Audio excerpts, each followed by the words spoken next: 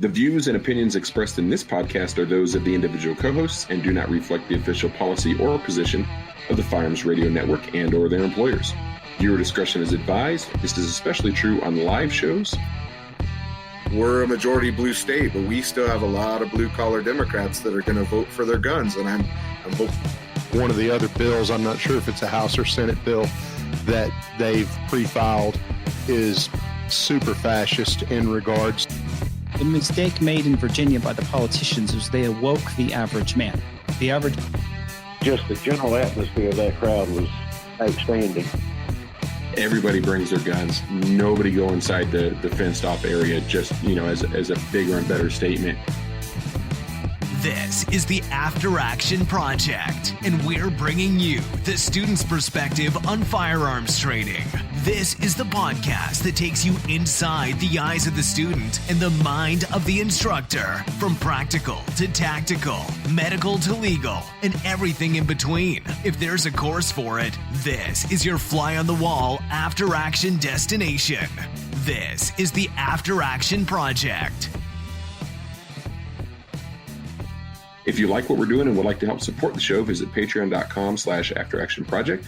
If you'd like to throw us some free support and appreciation, we would greatly appreciate a 5-star review on iTunes. Tonight's episode, just like every episode, is brought to you by the Firearms Radio Network. Be sure to check out the other great podcasts on the Firearms Radio Network by visiting firearmsradio.tv. And tonight we are going to be discussing the Virginia pro-gun rally. From last week, it was the largest pro-gun rally in history. You guys can correct me on that, but I believe that to be true. Had quite a few more people than the rallies that we've had up here in Santa Fe over the past couple of years. Tim, Chris, or Brad, do you guys know about how many people showed up to that rally? I saw. In MSM, they're going to tell you 22,000. Personally, I can promise you it was 70,000 plus. So I saw a guy post a formula. A lot of people. A guy posted a formula. He's a crowd estimator, something, whatever, party goer. He said you figure 4.5 square feet per loosely packed person, 2.5 square feet for densely packed people. He then took multiple overhead pictures approximately the same time, measured the area, and for a loosely packed 4.5 square foot crowd at the point in time when he had the pictures, it was 75,000 people figured. That's pretty impressive. I think that would be very accurate. Yep. Because as Chris just said, you had to post pictures. There were even helicopters up on Overwatch, and none of them had a full look at all the side streets and down streets and cross streets at the Capitol, and they were too deep in almost every direction.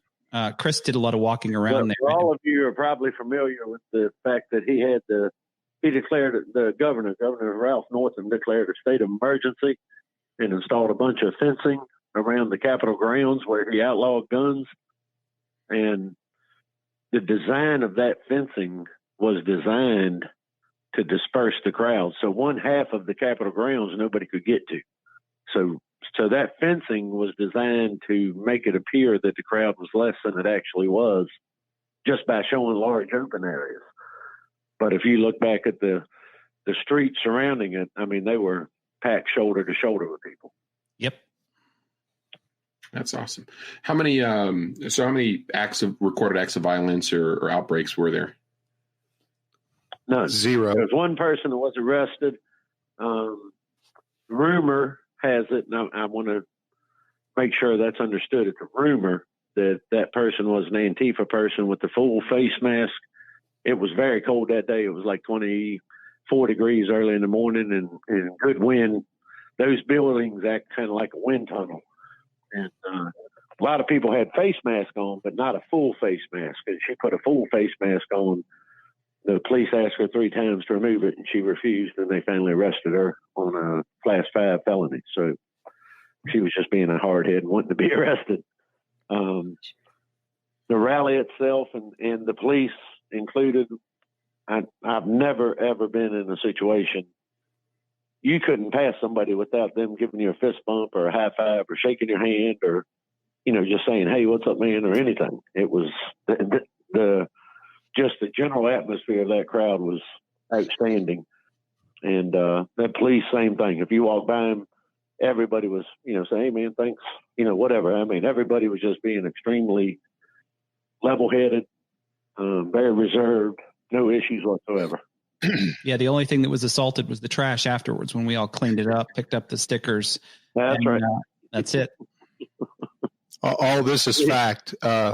When we came walking up, I drove up with two other guys, and we could see our first cops off in the distance. And I told the guys, I said, okay, listen up. You guys can laugh later or whatever, but today we're going to schmooze the police and just work with me when we get up there because we're going to be nice to these guys. And they were totally on board.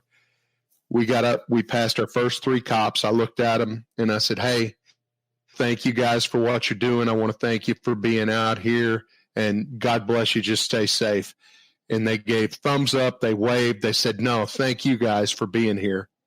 And pretty much every police officer I passed, we did the same thing. One of the people in my personal group, I was with a larger group, but at least one of the people in my personal 3 group always had something positive to say to police, and they always 100% said something positive back. And at the end, we had a group of police officers approach us, shaking our hands, telling us, thank you guys for coming. We had not had any rapport or anything with them prior to. The police were outstanding at this event, and so was the rest of the crowd. Yep. And to use the incorrect term, gun violence, no guns committed any crimes. That's good to hear. I'd imagine there were, with the over 75,000 people in attendance, there were quite a few firearms there. Oh, the other thing too is that I'm sure both Brad and Chris will attest to is that a large portion of the crowd were slung with rifles, and the muzzle discipline was amazing. Everyone kept the muzzles correct. I heard, I was expecting to maybe hear a story of someone sweeping somebody or parking lot shenanigans. None of that. Everyone was very responsible. And as Chris and Brad have both said, everyone was super terrific, super nice.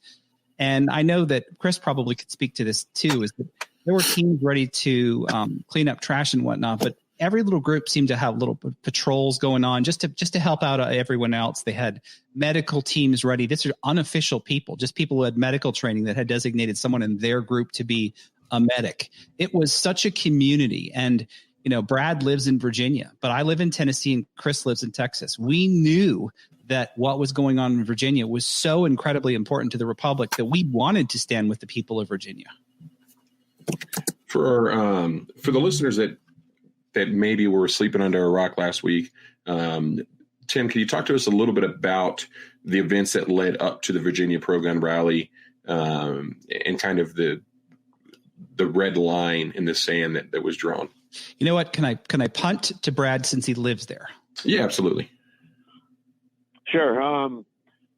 What that traditionally is, Martin Luther King holiday, which is also Stonewall Jackson King Day, is the traditional lobby day. They have that established because most people are off work. Anybody with any issue, that's their day to go lobby. And that really was an unfortunate part of this is, if you wanted to protect green tree frogs, that was your day to do it. It got overridden by the gun issues. To me personally, it was constitutional issues. We've got a lot more problems than just all these gun laws that they have came out with, even though they are front and center and they're tragic. The Democrats, when they took majority in November, they have exposed their entire playbook. And the VCDL, Virginia Citizen Defense League, always goes up there and lobbies for gun rights. The Gun Owners Forum does the same thing, Gun Owners of America. They put out the call, hey, we need, some help for people to come up here and lobby, and it exploded and turned into what we saw on Monday. Thankfully, everybody had the right attitude, wanted to go up there and prove gun owners weren't the problem. They didn't need the laws that they're proposing. And that really was my biggest fear was all of you remember Charlottesville and the tragedy that occurred there. My personal feeling is the government, was wanting that to kind of occur again because it makes their case. I had heard rumors prior to the event that they weren't going to deal with any gun laws until January 22nd, hoping that on the 20th, something was going to happen where they could, kind of make their case for the gun laws. And thankfully, none of that happened. But being the traditional lobby day, that was the primer that led to this meeting and rally and everything else. Now, Brad, one of the things that I think that people from afar were really concerned about, of course, was the overreach of tyranny, but by the governor in the words, but that the legislature was going to throw up a whole bunch of bills and see which one stuck. But you're familiar, being from Virginia, what some of these laws they're proposing are and have passed out of committee already. The process is we have a SB bill, which is a Senate bill, S is in Sam B, and then a House bill, which is an HB bill. Each chamber proposes new laws, votes on them. They go through committees, everything else. Then on February 12th, we have a crossover day. So any House bills that passed through committee and through the chamber cross over to Senate. Any Senate bills that passed through the committee and through the chamber cross over to the House.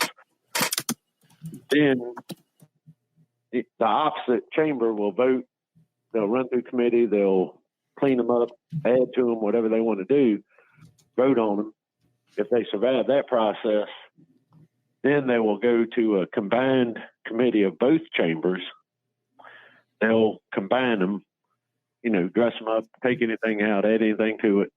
Then it will go to the governor and become a law. So it's a long process. Right now, they're all just bad ideals. But the red flag law did pass through. That's SB 240. That was a Senate bill. It passed the committee. They made a couple of changes to it that made it a little bit better, but it's still a bad ideal. The Senate automatic weapons bill, which was SB 16, really an egregious bill. It included everything. Threaded barrels, pistol grips, thumbhole stocks, anything over a 10-round clip. And the way they were worded were so vague that, just an example, it wasn't if the gun had a 10-round clip, if the gun was capable of holding a 10-round clip. And that's a big distinguishing factor. So that got dropped in the Senate, but the House has a version that's even worse, which is HB 961, I believe the number is, includes even more restrictions. That passed the House and will be coming to the Senate.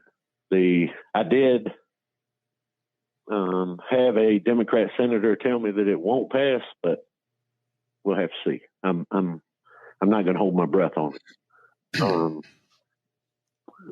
So many other bills. I mean, I want to say when they initially began the session, there were 38 different gun-related bills. One of them, you can't teach your children to shoot a gun. You can't teach anybody to shoot a gun. It's a Class 5 felony for you to instruct anyone in how to operate a firearm. So, I mean, it's really extreme. And that's kind of what I was talking about earlier, where the Democrats have opened their playbook. If there's a bright side to this situation, that's it. When they took over the House, the governor's mansion, and the Senate, they got power drunk, and now they've said, here's what we want for the entire nation. And that's honestly why we have started all these Facebook pages in every state, is to try to get ahead of it. Virginia, we're playing catch up. We're trying to, these laws are going to pass, and there's no reason they won't. They control all three. They call it trifecta. All three chambers of the government they have control of. So there's nothing to stop them from passing.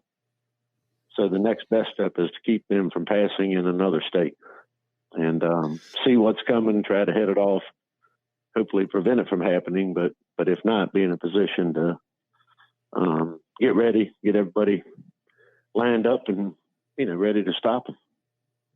If I could interject real quick, just one of the other bills, I'm not sure if it's a House or Senate bill that they've pre-filed, is super fascist in regards to they're trying to shut down any privately owned shooting range. They only want government owned shooting ranges so they have control. And that's insanity. Yeah, basically. That law, they, and again, every one of these laws is bad, but the real problems arise from the vagueness of how it's written. And that law you're speaking about says it has to be a government-owned shooting range if there are less than a certain number, and I believe it was 40 in the facility. But a lot of shooting ranges are in complexes where they, maybe a strip shop where there are more than 40 people total in that facility, even though only 5 or 6 may be employed by the gun range. They said they must be government owned, and then in the same breath said that you cannot carry a gun into a government owned building. It was I couldn't believe it. I read it 2 or 3 times to make sure I was reading it correctly. And it is truly extreme. They took Mayor Big Gulp's wish list of anti-guns. That's Bloomberg for anyone who doesn't know Mayor Big Gulp. Yeah. Wish list and threw every single one at the wall. There are ammo bans, magazine bans, red flag laws, semi-auto bans, 1 gun a month reinstated. They threw it all at the wall. Everything that you could happen. I think only Hawaii has more bills this year at 60 anti-gun bills than Virginia. And this is what will happen when people don't show up at the polls. This is what happened. Bloomberg got Virginia on the cheap because people didn't show up at the polls in an off-year election. Now, awesomely. Well, you say that, and I'm going to counter that with it was cheap in the regard that it only cost him somewhere between $16 and $60 million. Right. Between all his various liberal groups. Moms Against Action is one of the worst ones. The bad part is he works within several other liberal groups towards other objectives, but they still accomplish the same thing, because if somebody agrees with like a Green New Deal situation or an extreme ecological bill, then they're likely to agree with these gun bills because liberals liberal. And one of the, if you look on VPAP.org, they trace all the money that was contributed to the campaigns. If you look in the liberal sectors up in Northern Virginia, Moms Against Action was a very big contributor, but the bigger contributor was like Free Carbon Now, some group against fossil fuels. But in the top 4 campaign districts, there was over $500,000 put into each one. And these are districts, with very low populations. Hell, in the past, they probably had $30,000 spent on a campaign. All of a sudden this year, they had $500,000. So he literally bought the election, turned the House, the Senate, and they already had the governor mansion. So, I mean, it was really just a perfect storm. And a planned perfect storm. And that's what's going to spread across this country. I looked at Michigan today. Michigan has one of the highest militia counts in the state or in the country, but in their House and Senate, there's only a 4-seat difference between Republican and Democrat majority. He could go up there with $60 million and buy it.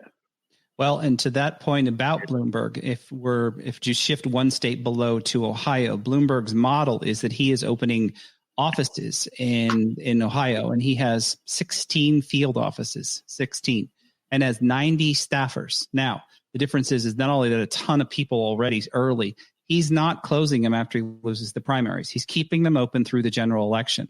and his people will be working out of those offices for whatever he wants all the way through the general election. So the only way gun owners are going to keep anything is to show up in 2020, because if they don't, Bloomberg is already laying the groundwork. And that's just one state. He's doing the same thing in almost every state. And nobody can nobody can compete with that money. Nobody. And the only way we're going to beat it is by sheer volume of voter turnout. That's it, because he's doing everything that, and nobody can spend that kind of money. Yeah, let me say, we be twofold. It's going to be money, and it's going to be showing up. And case in point, that group that I've started, which is what put me in touch with Andy, which landed me on the show, Virginia Rising. I started it. To give you a little history, I went back. Virginia started this 2A movement. The city that I live in, I started a page on Facebook for that, and we passed a good constitutional resolution on December 10th. I'm fortunate that I live in a pretty good conservative city, so it wasn't a big issue to get it done. But between the 10th and the 13th, in my mind, that wasn't enough. And I felt like I needed to do something more because there were so many bad bills coming out. And I started this page called Virginia Rising. So on December 13th, we started it. 6 weeks later, we had 125,000 people in it. That type of numbers in a state like Virginia, it's very good. It's not enough, but it's a great start. If all of those people were to contribute $20 each, you're talking several $1 million in addition to the passion that these gun laws brought out. And it's going to make people get to the polls. We have to have them registered. We have to have them turn out to vote. We have to have them contribute in order to combat that money from Bloomberg. It won't take as much, but at the same time, we've got to get good candidates. We've got to put them in the polls. We've got to finance their campaigns. We've got to go vote for them. It takes it all. It's multifaceted if we're going to win the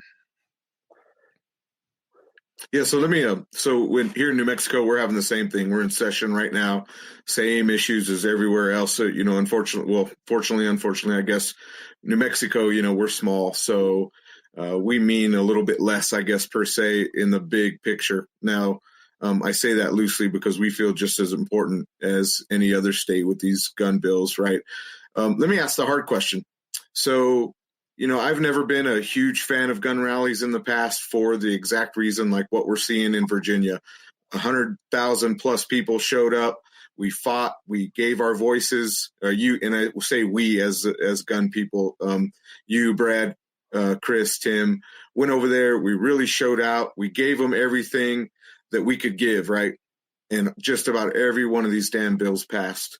And that's what's frustrating for me because, we have a gun rally planned here in New Mexico this weekend. Is it this weekend, I believe, January 31st? And unfortunately, I'm going to be out of state. But you get a little frustrated to think, what's your opinion, Chris? I want to get you involved on this about these gun rallies. I mean, I think we showed some strength, but it did nothing. So what do you think, Chris? I really I have a little bit different of opinion. And when it comes to this subject, I stay on the positive and bright outlook side. I think we went to Virginia, we rallied, we showed strength in numbers, and there's bills passing anyway. And I believe that those bills can be short-lived because I was having this discussion with a good friend of mine tonight. He's like a little brother with me. He doesn't know why we had to show up in military garb to make a showing. And I said, you just don't understand the issue. It's what they're doing in Virginia. They're passing bills to get rid of ordinary guns, to get rid of ordinary implements, tools that should be natural, non-threatening, should be just a tool to your everyday citizen. But the other side has preached their talking points to the point that they've made it scary. And we have to show up in numbers.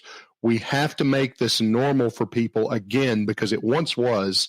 And these gun laws, I believe in Virginia, we can make them short-lived. And the reason is we showed up together. It was positive. It was wonderful. And the friendliest, kindest people I've ever met in my life.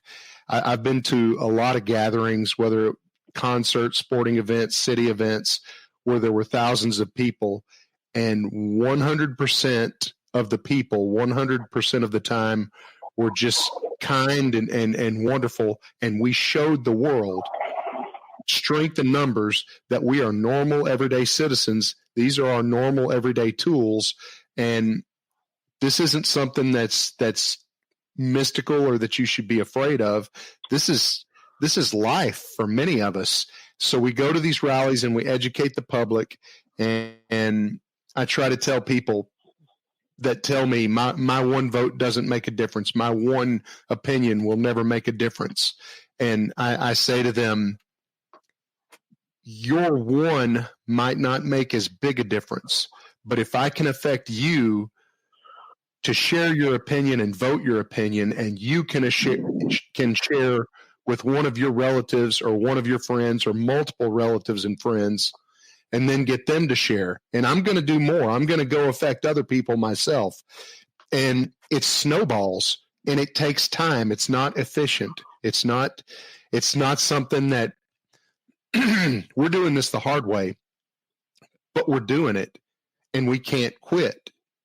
We have to stay the course, keep fighting the good fight, and we have to keep on keeping on. In my business, being a firefighter, they call 911, and we have to solve the problem. And we have this old joke: the buck stops with us. They can't call. We can't call 912. There is no 912. We solve the problem. So here we are, Andy, Jeremy, Tim, Brad. We're solving the problem. We do it in numbers. We do it in strength. We do it a little at a time. We do it every day, and we just keep on. And we teach our kids, and we just keep fighting the good fight. And that's all you can do, and it will make a difference. You just have to believe it, and it is. It is making a difference. It's making a difference in Virginia. I believe that. It's just hard to see it right now. But in a year, in 2 years, we're going to see it. Good. I really hope so to see that. So, as I said, I've been in the negative side to where, these gun rallies don't work. And then I've kind of changed to where I'm on the fence to where, I see what you're saying. I think it's a great point. I also love to go to these rallies and see my friends, see people standing next to each other and fighting. And then Jeremy really helped me out, because there was you see a lot of these comments about, the negativity of these gun rallies, and per se negativity. I'm saying basically they don't really work, right? And I saw Jeremy post something, and I want Jeremy to kind of share it, and I'm sure on that too, because that kind of pushed me over to the fence a little bit more to say, okay, I'm starting to see more and more the reason that these rallies actually work. Yeah. So my and Tim, I know you had something, so we'll circle back to you on it. My opinion, I've kind of been in the same boat as far as, my perception on the benefit of rallies. I think a poorly executed rally will do more harm than not having a rally, right? If you have a bunch of guys showing up and they're misbehaving or they're misrepresenting the Second Amendment community, and they're making overt threats against the government in a public forum, I think that does more harm than what we saw in Virginia. My personal opinion on the Virginia rally, kind of going into it, is, kind of in that same vein, that if we're relying on a rally or a group, a gathering to change the minds of politicians that have it in their mind to pass these constitutional infringements, we're missing the point altogether, right? That's not going to happen. It's not. There were 75,000 people that showed up, and before the rally was dismissed, these legislators in Virginia were saying it's not going to change our mind on what we're doing. However, what it did do for every single person at that rally was let them know that they had 75,000 other people that are willing to stand up next to them. And if we are in here in our own little think tank, right, outside of my group of friends, right, like my close group of friends and people that I associate with, it might be hard for me to realize how many other gun owners there are that are tired of having their rights infringed upon, right? So seeing a group of 75,000 people show up, travel from Texas, right, travel from across the country to stand next to their brothers and sisters in arms, that's the benefit of it, right? It's not going to change Bloomberg's opinion. It's not like those people said, holy cow, there's 75,000 people that think this is a very bad idea. Let's maybe have a discussion with them. That's never going to happen, because it's not about saving lives, right? All of these anti-gun bills and laws they're kind of loosely veiled in this, it's going to save lives. Then why aren't any of those people that want to pass anti-gun laws willing to have a conversation about how to actually save lives, right? Because we had the shooting, I believe it was in Miami, right? There was an outside gathering. There was a shooting. The police responded and returned fire within 20 seconds. And there were still dozens of people shot and injured, right? So you have the cops there in 20 seconds. The government isn't able to save your life. So my opinion on rallies is kind of in the same vein. I think the benefit of it, I think more people need to kind of see that's the benefit, right? And then I'd imagine that there were people out there getting folks registered to vote, right? So, hey, this is what we need to do, right? Having those conversations with other folks at the rally. Hey, you showing up? I see you here at Virginia, but I better see you at the polls. Like getting out there and actually voting. But I think for camaraderie and kind of relationship building and letting yourself know, kind of having that internal awareness that you're not in this thing alone. So maybe it is worth getting out there and going and voting, or vocalizing your thoughts on the anti-gun measures, worth it. And then at the other side, I think it lets our side see who the gun owner is, because I think the Second Amendment community has done a tremendous job. We have done a great job kind of excluding gun owners that don't look like your typical NRA member, right? And that's why it was so easy for the people on the anti-gun side to say this was a white supremacist rally. But if you look at it, how many of those white supremacists were standing next to African Americans, black guys, and Black Guns Matters and sweaters, right? Or the trans groups, right? We had this community of disenfranchised gun owners, right? This collection of different communities of disenfranchised gun owners that said, hey, look, I might not look like your NRA FUD, but I'm a gun owner and I'm tired of it too. So I think it let our side kind of see those other kind of subcultures within the Second Amendment community that we've done a great job ignoring and acting like they don't exist.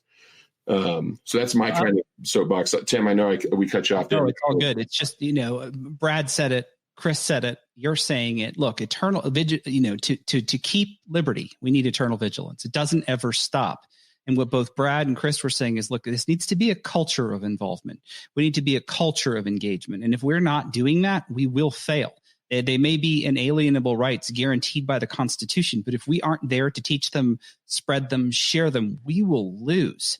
And this is what we're seeing, is that disengagement of people doing it. And to the rally perspective, exactly. I was with you guys in the Rallies Don't Matter camp until I went to the national rally in DC last fall. And I thought, you know what? A lot of people are going to show up. But what the point was that we have to A, start somewhere, and B, a rally isn't supposed to be a rah-rah cheer event and then it's all done. What it's supposed to be is a spark to show others that they can and must make a difference after the rally. When the rally is over, you're like, look, inspiring people said awesome things. That's usually what happens at rallies. But if you don't go home leaving that rally and saying, hey, you know what? I can run for office. I need to knock on doors. I need to vote. I need to, get involved, like Chris is saying, like Brad is saying. We need people to run for office. We need to put people to contribute. If we're not doing those things, we are failing our contribution. Let me expand on some of this a little bit. Where we're going to win this is in the middle. a right-leaning Democrat gun owner is who we need to get. And I made a post on the Virginia Rising page and several other state pages the other day about it. We've got to be colorblind, which this rally was. When I said earlier, you walk by somebody, if you said, "Excuse me," there was no shoulder bumping, nobody gave you a mean look, they automatically stepped out the way and shook your hand or fist bumped or something, hit elbows, and it didn't matter if they were black or white or Asian or Indian, who they were. Everybody at that rally had the sense because of it. But we have got to be encompassing. It's got to be colorblind. It's got to be religious blind. It's got to be lifestyle blind. That's where we're going to win it. We're not going to win it with straight Republicans. We're not going to win it by isolating any certain group. That rally was not a skinhead, Nazi, militia. You can't put any type of synonym on it. It was a group of freedom and Constitution-loving Americans showing that they were tired of this type of legislation. And that's one thing I hope to see. That's one thing I hope to see. In addition to the minorities that have shown up, which I thought that was amazing. All the Facebook posts and pictures and Instagram saying, "Oh, this is white supremacy, huh? How about these people?" That's the part I loved. We were on another podcast just watching the Save the Second earlier, and they were talking about NRA board members, who you should and who you shouldn't vote for. Go check them out, by the way. It's really good. But they were talking about one of the guys, and Tim, you probably do better than me on who this was, but he was a hunter. And they were like, I don't know. I don't know if we're going to vote for this Hunter guy. But I'm hoping that these rallies do another thing in addition to the minorities, that we start looking at all gun owners, the quote-unquote FUDs, the ones that say, "I am for the Second Amendment, but," or the hunters that say, "You know what, I'm just a hunter. I don't need an AR-15. I'm hoping that these gun owners are paying attention, and they're starting to really look to say, "Hey, you know what, we need to stand together a lot better than what we're doing." And I always say it, Moms Demand Action, they do an amazing job at sticking together and getting their points across and showing their emotions. And us as gun owners, we do a really bad job at that same thing because we just want to do what we want. I'm just a clay shooter. I'm just a hunter, so I don't care about the other stuff. And I hope that this rally has really brought some of that to light, to where we can start coming together, and that's what we really need. And I totally agree that we're going to win this thing with those in the middle. New Mexico, again, for a great example for me, we're a majority blue state, but we still have a lot of blue collar Democrats that are going to vote for their guns, and I'm hoping to see those people really pay attention. Now, Chris, you mentioned you really got to harness. Agree totally. Chris, you mentioned that you had a gun group, advocacy group yourself as well. And how is that working out in your group? And what are you doing with that to kind of grow this? Okay, so I'm a member of a gun forum, AR15.com. Last year, 2019, I became a lot more aware through the gun forum about Virginia. And I saw the threads, read, okay, Virginia's got problems. I never thought of Virginia as a state that was going to have gun problems. And I start reading this, and it starts concerning me because I get concerned like that. So anyway, finally there's a thread with a call to action. I'm not trying to say I was first. I'm not trying to say I started anything, and I certainly didn't plan it. There were much more involved, educated people than me planning it. But in the thread, they're basically saying this is an all call. We need people to come to Virginia. And very quickly, I posted in Texas fashion, Davy Crockett fashion, "You may all go to hell. I'm going to Virginia." And they said, "What?" I said, Davy Crockett came to Texas. I can go to Virginia. I don't know what I'm going to do yet, but when you guys stand on lobby day, I'm standing with you. And maybe I was one of the people that helped build that, or maybe I was late, but it just seemed like I was early in posting, "I'm from Texas, but I'm going to Virginia." So that led to organization, and we had some people step up. I'll just say some military folks that hold rank began to begin to make some planning and execution stuff. We signed up. I'm a firefighter, paramedic. I've been a paramedic for over 25 years. I said, okay, if I'm going to Virginia, here's my name. I'm a paramedic. I don't know if you need me for that, but that's what I can do. And they said, yeah, we're going to have a medical sector. We're going to plan this. It'll be our group planning it, but it'll be for everybody there. They don't have to know what we're doing. They don't have to know that we're a group. We're just going to plan this right, and we're going to do it the right way. So we talked online. We talked at a dinner meeting the night before. We talked about, okay, we're good citizens. We're good gun owners. We are going to show the world that we can work well and play well with others. So I went with a med bag that I packed. It was all trauma stuff for just in case, not because I thought there would be violence, but because when you get 5, 10, 50,000 people together, they fall, they trip, they sprain ankles, they break legs, they whatever. And then factor in wild cards like Antifa or whoever else may show up to try to spoil our day. So I was medical sector of 9th and Bank, or at least one of them. I carried a med bag. I had a radio through organization that I could listen in to the rest of our group to find out what was going on. We had reinforcements. If somebody needed assistance, we were good citizens and we were going to help with the assistance. All I did all day long was I gave out one bottle of water to an elderly gentleman who asked for a bottle of water. And I told him, sir, I got help. If you need help, I can get you help. I can get you an ambulance. I can get you out of here. He goes, nope, I just need a rest and I need a bottle of water. Here's your bottle of water. I didn't doctor on anybody all day long, but we had the organization on all 4 sides of the Capitol. We stood in formation the best that we can. I'm non-military, but we had military guys organizing us, putting us in formation, saying, just look the part of a good citizen, line up like this, and we're going to show people that we're the silent brigade. And that's what we were. We were the silent brigade. We had, I'm going to guess, having not seen all of us that were there, I'm going to guess total, we had 600 people representing from our gun forum. Mm-hmm. And we were on all 4 sides of the Capitol, and we had people like me and in other roles in each formation. Each formation had their medical people. Each formation had their command people. Each formation had their intelligence. And by intelligence, I mean what's going on the other side of the Capitol? What's going on here? Do we need to go help anybody?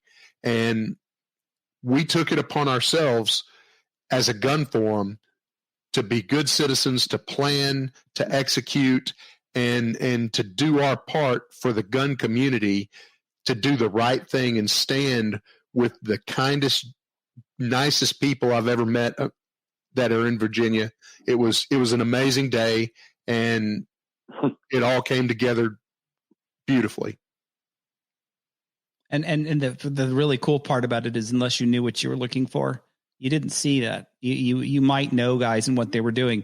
And Chris's group was, I think, the biggest one, but there were several others too, that were a little more loosely, but probably not saying, I can't know, active duty military groups that had time off or were doing that, and also had wandering medics, and they were all just there as citizens. But there was a lot of support from many, many, many sectors of the United States.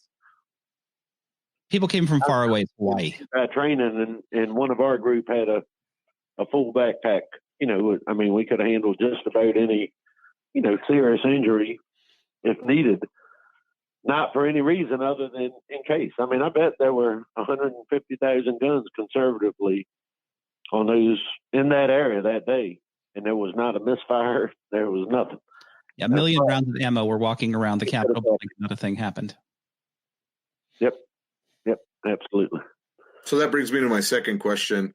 Is the other thing is open carrying at these rallies, right? So we have guys that just carry their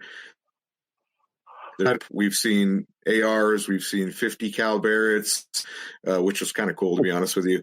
And I've been always the guy that says, hey, guys, show up in a nice suit or show up in your business attire, show up in your military uniform, whatever it may be that you do, but leave the battle rattle at home. And I can tell you 1,000 times I've gotten into conflict with other gun owners to say, well, it's my right to carry, yada, yada, yada. And again, to the point where I'm like, why do I even care? Why do I even fight about this stuff? Why do I tell people not to? The problem is exactly what happened to Virginia just happened in New Mexico. Not quite as bad yet. So Virginia, of course, they banned firearms. They called this state of emergency. They put up fencing. We just had a release from our state capitol that Tuesday, lobby day, is going to be no firearms allowed in our roundhouse, which is the first time.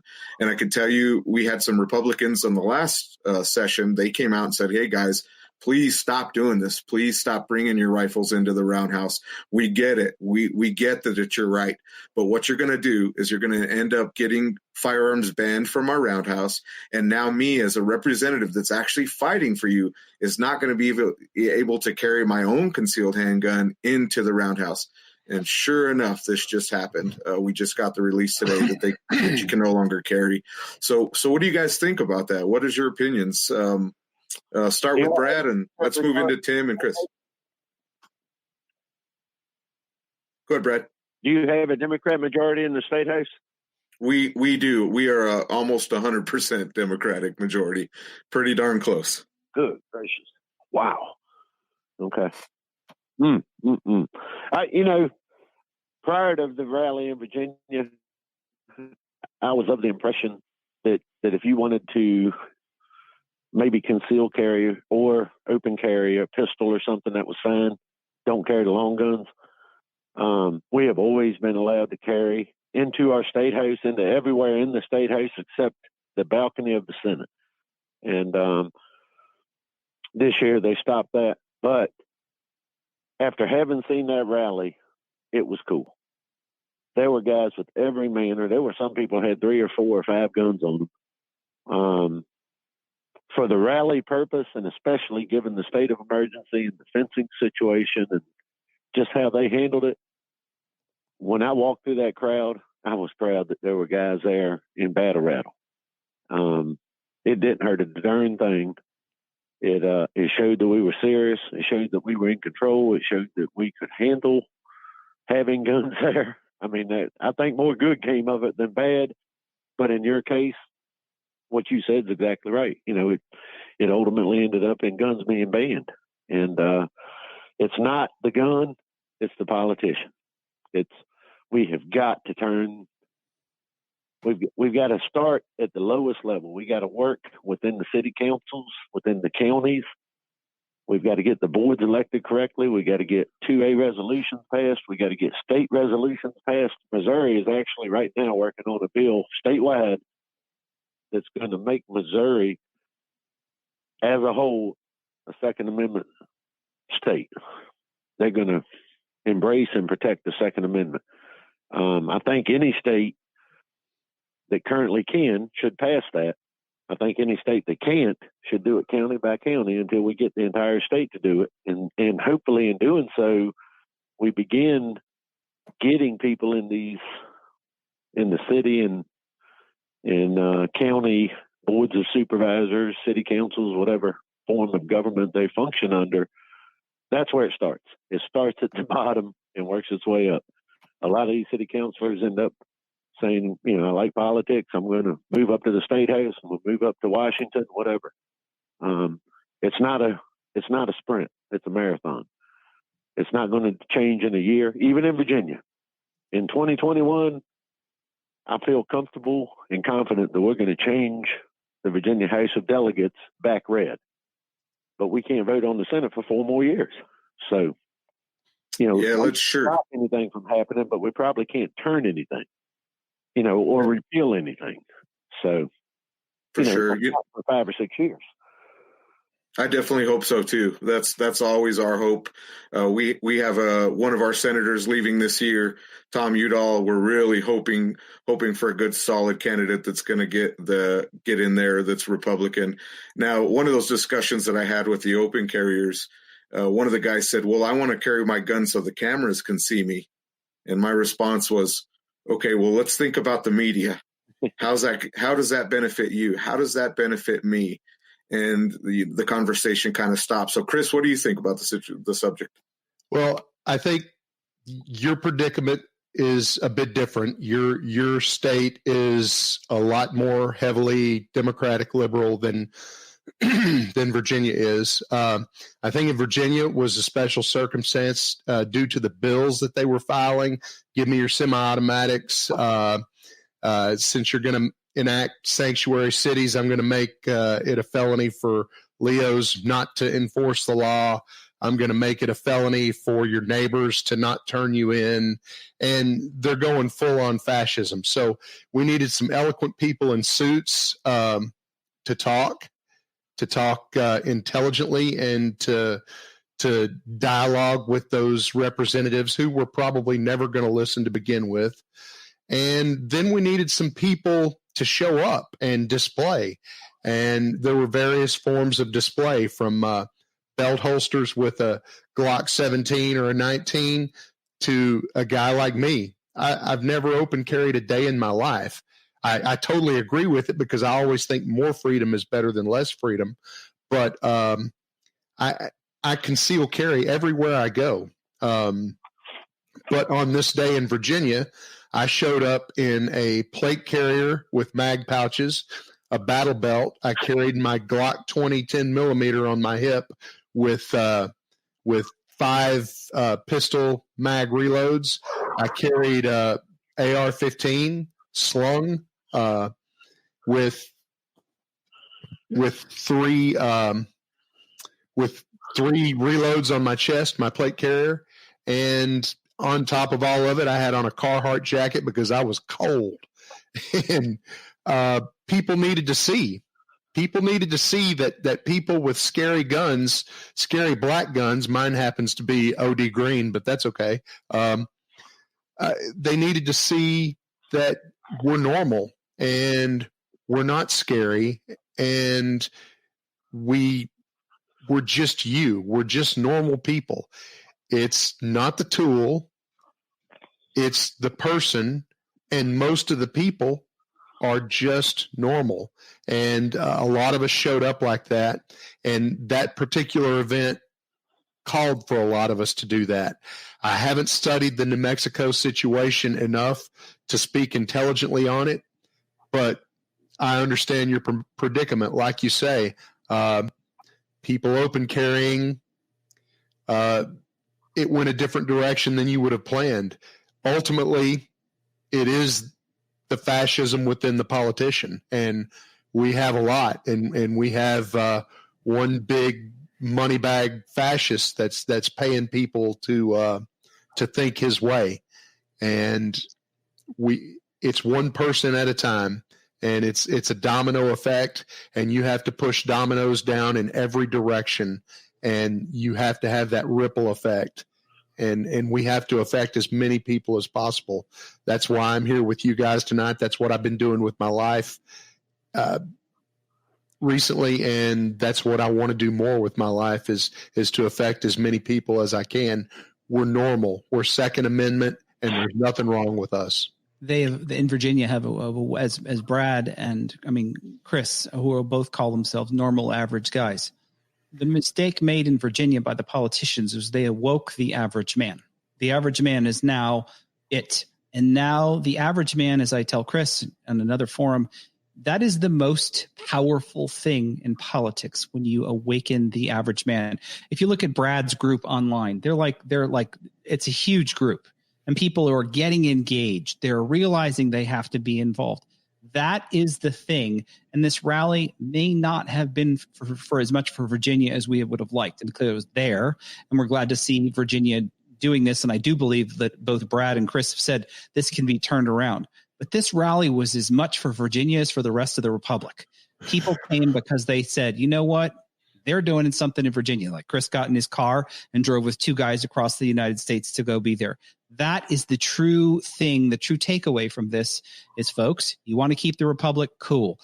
Tag, we're now it. The average guy has woken up. Chris believes he can do something, which is awesome because he is talking and he is pollinating this. Brad is reaching out to everyone in Virginia now to get this stuff done. And he's one of hundreds, if not tens of thousands of people actively engaged in politics. VCDL just posted a couple of minutes ago that they've now had their 137th city or county reach sanctuary status. Clearly, Virginia stands, and they showed the rest of the nation. Someone jokingly said, if you look at the Virginia flag, it's got a tyrant and it says Latin on it. And basically what Virginia did was teach the rest of the nation to speak Latin, stand up onto tyrants. That's not exactly what it says, but that's the big, in my mind, the big takeaway here. Wake up. And I believe they've been woken. Yeah. I wanted to circle back to the battle rattle discussion briefly. I think in the Virginia rally was absolutely necessary. And I saw a day before, I think it was VCD. There was a group, an advocacy group that said, everybody brings their guns. Nobody go inside the fenced off area, just, as a bigger and better statement. At the year before last, or I believe it was last year, we had went down there. We went up to Santa Fe. Quite a few folks from our side showed up. They rolled out the red carpet for Moms Demand Action. They were allowed to go into the meeting room first and pick their seats and take 3/4 of the room over. They were allowed leniencies and that kind of bordered on, hey, that technically is against the rules. And then they started talking about, not hearing us at all. And I was like, if that's the game you want to play, then yeah, everybody suit up, battle rattle time. Let's go up there and really just show these people, that it's not, we will put on the friendly face, right? And we'll be polite and kind to you and all that stuff. But the disrespect needs to stop, right? I think our side does a tremendous job. We do a great job showing outwardly respect to folks. And we typically don't strike first, right? We will be pushed around a good bit before we say enough is enough, right? Stop treading on me, type of deal. I think the problem with smaller rallies like what we have up in Santa Fe and folks showing up in battle rally is it makes it really easy for middle ground people to disassociate themselves with our side, right? So if we don't have people showing up dressed normally, right, and talking about the pro-gun, the Second Amendment and what it's intended for, and how these anti-gun bills really aren't going to do what they're trying to trick you into think they're going to do, right? Having that normal, average Joe looking person, without that person having that conversation, it's a super convenient cop-out to disassociate yourself with that individual altogether.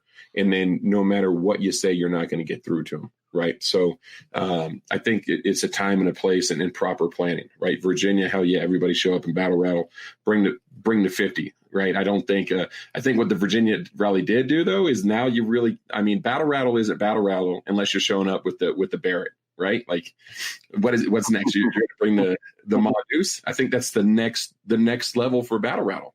I think that might be called escalation. Chris, weren't they parking dump trucks at the end of and Brad, did you see them? They parked dump trucks at key intersections downtown to prevent any big vehicles, at least slow them down. Oh yeah. They had snow plows in the parking garages too that were hidden. Yep. I wouldn't have been mad at a tank there. I'm not going to lie. They were prepared for bad. 9 yards. That was overkill from the state perspective. I think we missed it. And even having the snipers on the roof and everything, it was overkill. They were loaded for bear. They were anticipating, an issue, and thankfully nothing happened. But that's what made me so worried. My biggest concern going into that day was planted infiltrators, within our group acting out, creating an issue that that could have easily spread out of control. Luckily, that didn't happen. I mean, we had a lot riding on that day. It really could have gone bad. Unfortunately, nothing did. But my gas mask. We were talking on like New Mexico. I just looked after you said that the Senate is the Senate in New Mexico, 42 total seats. Right now, the breakdown of it's 26 Democrats, 16 Republican. You need 21 to tie it, 22 for a majority. So you're 5 seats away in the Senate in New Mexico from being able to actually stop stuff. That's not insurmountable. But it takes an organized, serious campaign to do it. Every state in the union just about has something like that. This Virginia Rising page, and one of y'all mentioned the numbers, and I mean, I'm tickled death with it. I have a page in every state, every single state, the name and Rising. New Mexico, Michigan, Tennessee, Kentucky, Kansas, whatever. Right now we're closing in on 250,000 people total nationwide. We need 50 million people nationwide. But county by county, city by city, state by state is how we're going to win this. If we can get these seats in Mexico to turn, then we send to D.C. are going to turn, and that's when we're going to start to see real change coming out. It starts with these Republican committee meetings, city councils, town councils, embracing the middle of the road people. It's multifaceted, and we've got to do it all. The rallies are great. The big rallies, I think, especially are great. The one you mentioned about in D.C. And I didn't go, and I'm 2 hours away from it. I should have been there, but we'll see you next year then. That's the type of mentality everybody's got to get. So I want to circle back just real quick. Earlier we were talking about the average person and how they made us out to be Nazis and stuff. Okay. Real quickly. I'm a Southern Baptist. I've served on committees. I've served as a deacon in my church, and my morality is mine. But the people that I stood with on this day in Virginia, no disrespect to anyone, I stood with other whites, Asians, Hispanics, blacks. I stood with a trans person. I stood with gays. I stood with heterosexuals. I stood with a lot of women. I stood with old people. I stood with young people. I stood with average people. And we're all endowed with rights by our Creator. Your Creator is yours. Mine is mine. I stood with average people that day, and that's the bottom line. Yeah, it was really impressive to see. I'm not too surprised by the outcome. I wasn't surprised that there wasn't violence. I guess I was a little bit surprised that there weren't infiltrators, and I know that sounds very conspiracy theory minded, and I do kind of lead with conspiracy theories. But we've seen it before. They've been kind of called out on it and leaked video footage of meetings and whatnot. So I'm a little bit surprised that there weren't infiltrators in there trying to stir the pot and cause a ruckus. It might have been the over 1 million rounds of ammo that were there that day that dissuaded those folks from doing it. And maybe they're not as convicted in their beliefs as they would like to be told they are.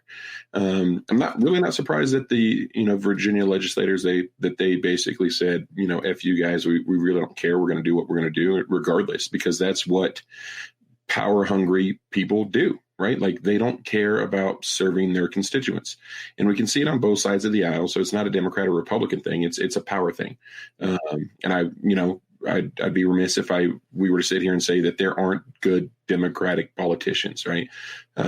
Just like there are Republican politicians that are not good politicians and don't really care about their constituents. So it's not a problem that plagues the Democrats only.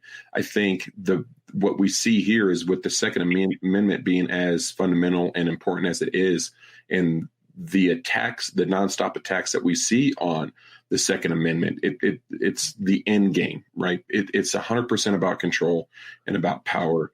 And I think Virginia is a great example of that, right? Because you have all of these people and you don't want a conversation. You're not willing to budge an inch. Like, you're not willing to budge. You're going to sit here and say that if a gun can have a magazine that has more, you have no idea what you're talking about. And you're still ignorant enough to think that you need to be legislating these tools that people save their lives with on a daily basis.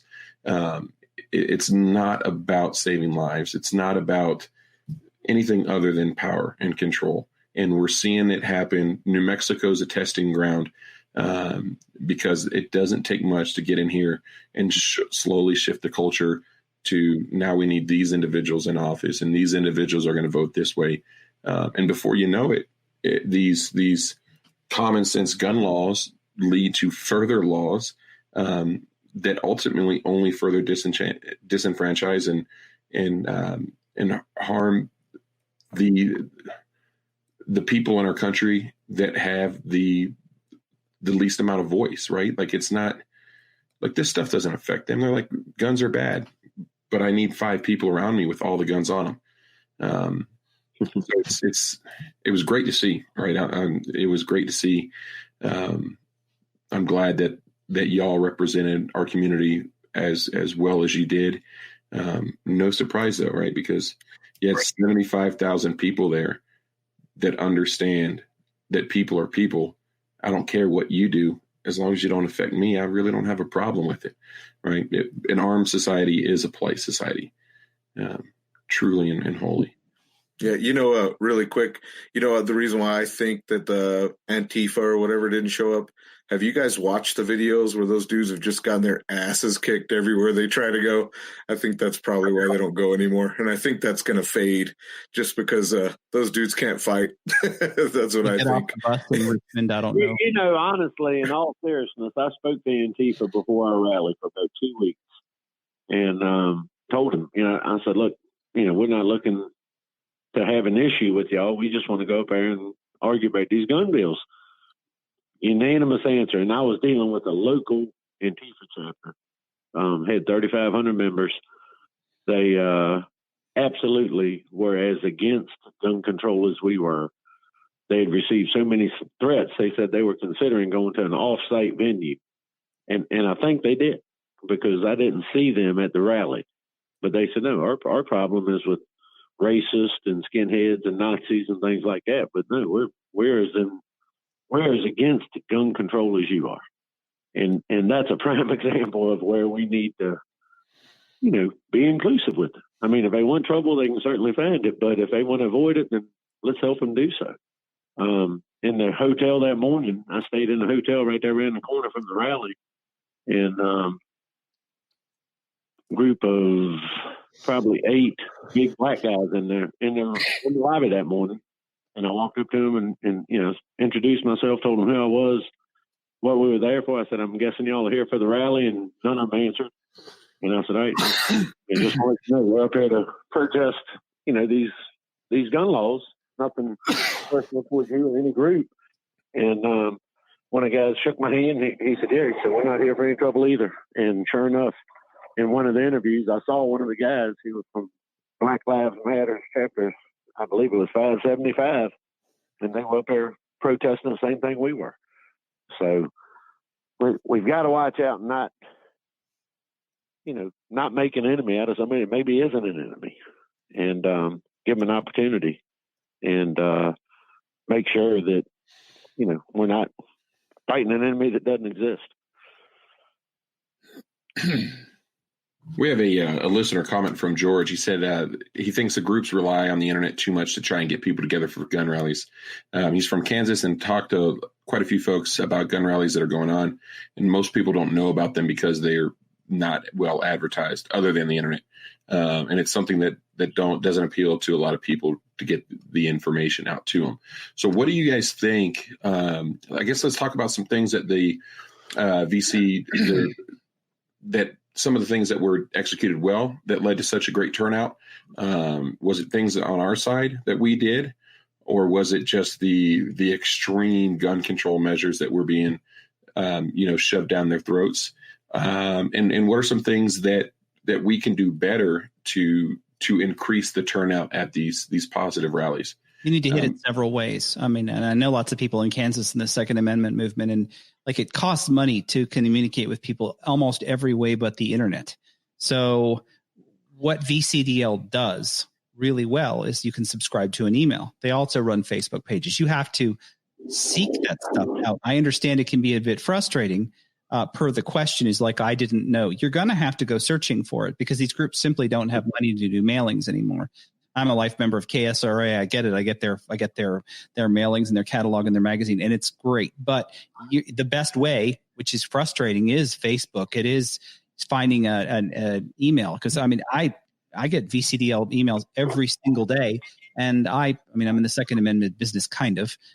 So I digest this stuff, but that is where we have to find it. And what Chris did, what I did, what Brad did is took it from the internet and then realized we needed to make it personal. So we can all be clickivists, sitting at our keyboards, doing our thing, getting all mad and upset. That's cool. That's a great place to start, but you've got to take it beyond the keyboard. Chris got in his car. Brad's probably been driving all over doing it. It's a great way to communicate initially, but we have to make it personal. And that's where you're going to do it. So in Kansas, he needs to find some people who are like-minded. And I know them. My co-host on my show is from Kansas, and she's very active in the Second Amendment community, but she has to travel to do that. So it's going to take that. So the internet's the spark, but you're going to have to go find it, because it's just, there's no money in sending out mailers. So sign up for the email, stalk the Facebook groups, and then go find 2 or 3 people in your state who you believe are doing a good job and start making friends. So just a quick anecdote to that. We had the rally on Monday. On Wednesday and Thursday, I actually went up there, dressed up in a coat and tie, and went and talked to the lawmakers. Wednesday, I went to speak to one lawmaker. His secretary blew me off. Thursday, I went back. She tried the same thing, even though he was right there in his office. And I said, all right. I walked down the hall about 10 yards, sat down in the chair, put a post on Facebook with his phone number at his office on it, said on to our Virginia Rising page. I said, all right, guys, ring the phone off the hook. And about 10 minutes later, that phone started ringing. She never stopped the rest of the day. Every single time I walked by her, she was either on the phone or the phone was ringing and she was getting ready to answer it. I don't think that makes a big deal, but it sure made me feel good, because, she was just ignoring me. And instead she had to earn it the rest of that day, and it mattered.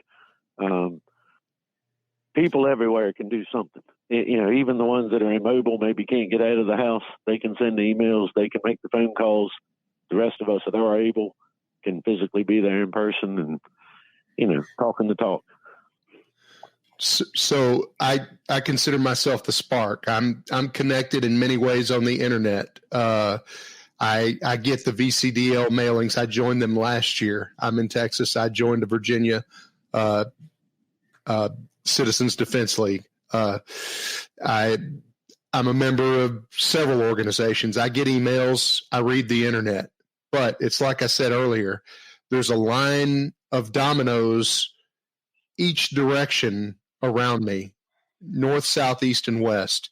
And it's my job to push that first domino over each direction every day, every week, every month. I'm connected, and maybe not as connected as you guys. I'm not trying to say that I'm as hip as anybody, but I am. I try to stay connected. And the bottom line is I take that to the people I know in as many facets of life as I possibly can. At work, when somebody wants a gun, when somebody wants to buy a gun, I get the phone call. I am the guy. What do you think about this? What should I do here? Where can I go to get some training? And I field those phone calls, those emails, those interactions all the time, because I am connected with the internet about Second Amendment issues.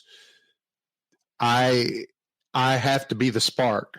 I have to push the dominoes in every direction. And that's what I try to do.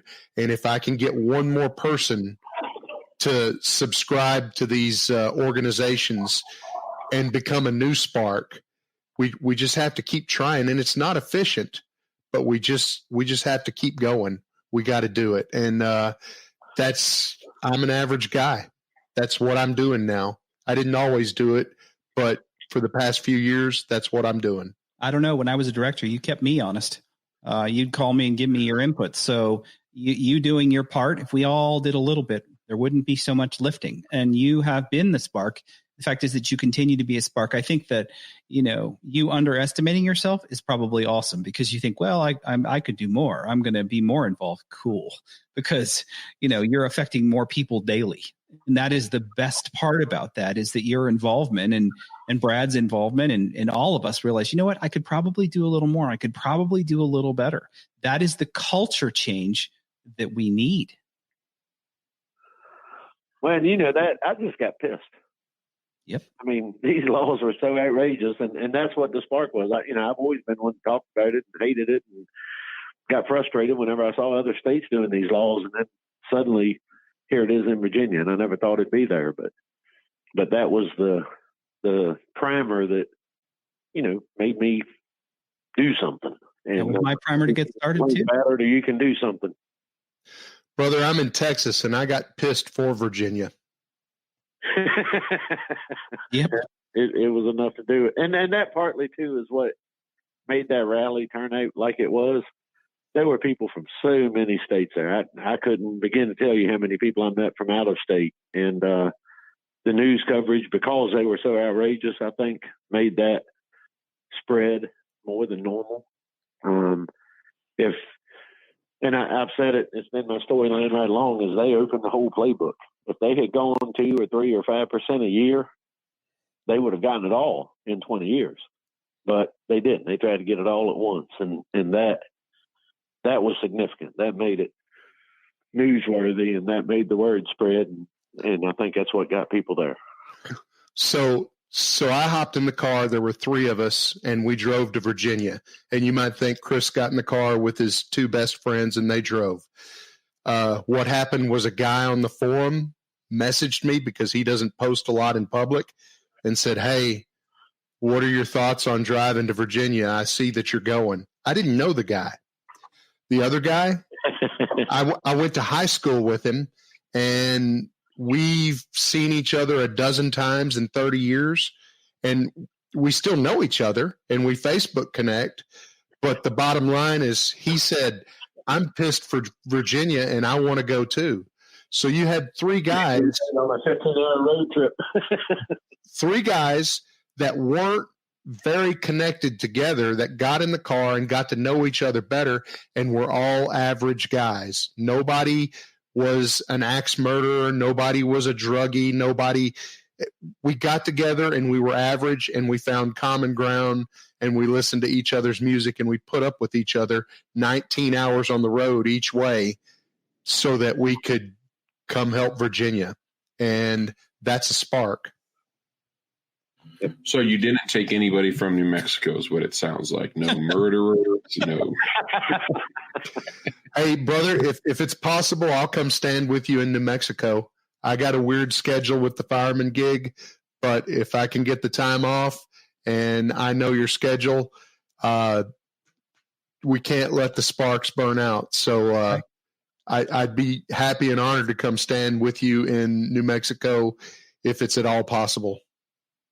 Awesome. That's great to hear. One thing that was cool with Virginia, both Michigan and Mississippi had solidarity rallies on the same day at their state house. And I never saw a number from Mississippi, but Michigan, last I saw, 785 people said they were going to attend. That was pretty cool. I understand that, you might not be able to jump in a car and go cross country, but drive an hour to your state house and show the solidarity. And, you can do that in Texas or New Mexico, just like I could in Virginia. My state house is 4 hours away, but it's all good. Hey, what part of Texas are you from, Chris? Texas a little bigger than Virginia. I live smack dab halfway between Dallas and Fort Worth. Okay. Gotcha. My brother-in-law's a firefighter in Belmead.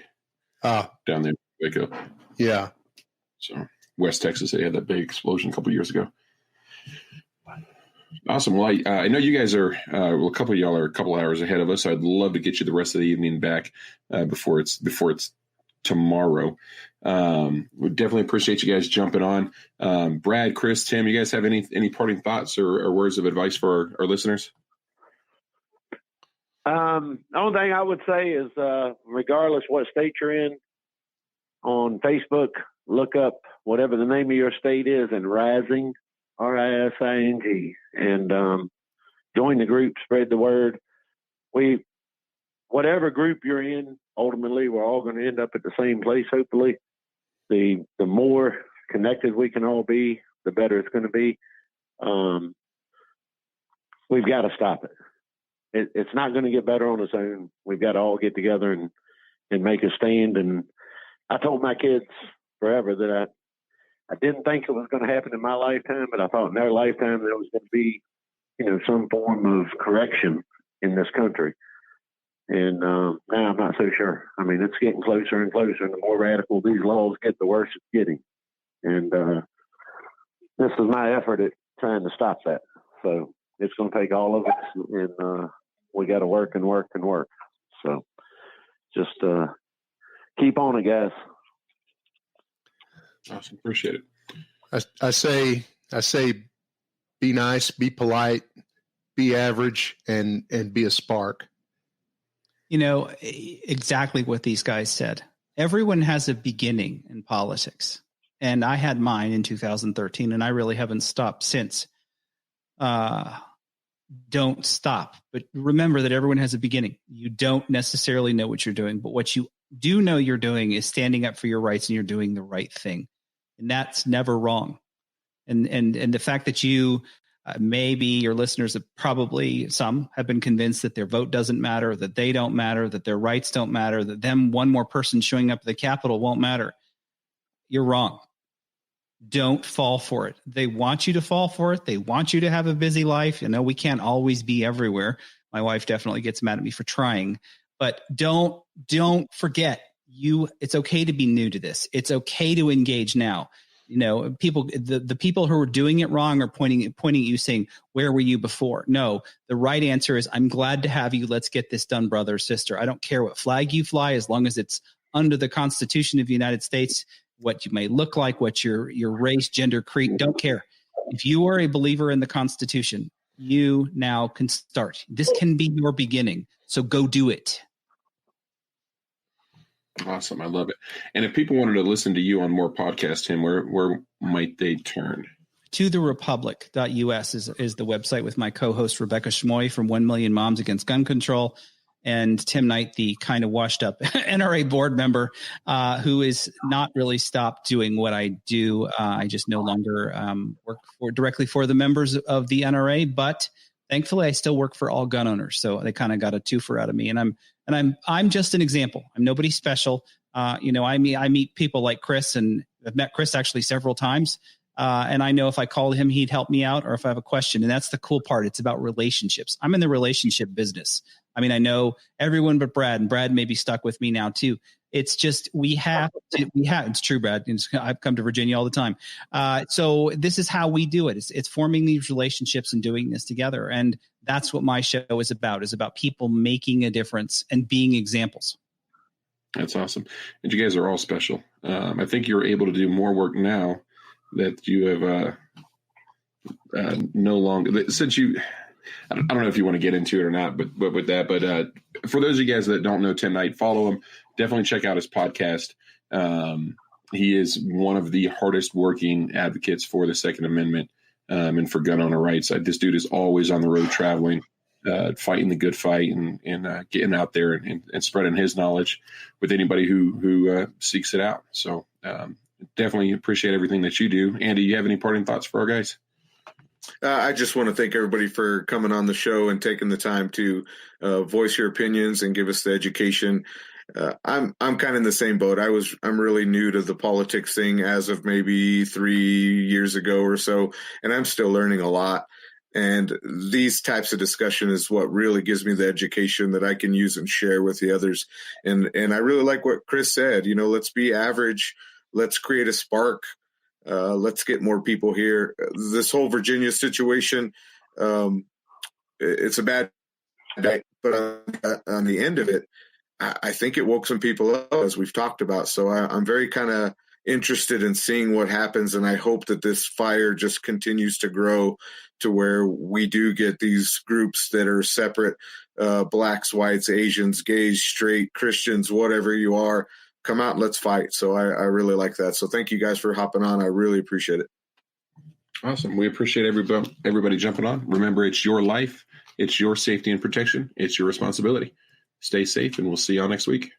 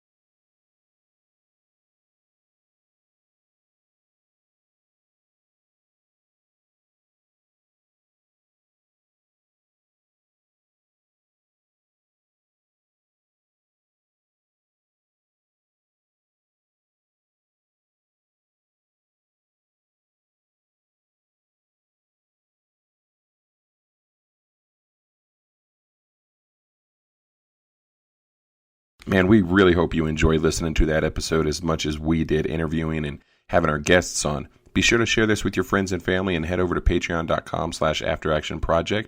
We'd love to have you on as a guest panelist, and be sure to check out those other rewards that we have for our Patreons. If you're a recent graduate of a firearms-related training course and would like to join us on our show, or if you'd like us to review a specific firearm-related training course or instructor, shoot an email to show@afteractionproject.com. Remember to join a local firearms advocacy organization. As always, stay safe, shoot straight, and remember to secure your firearms so that unauthorized persons cannot gain access to them.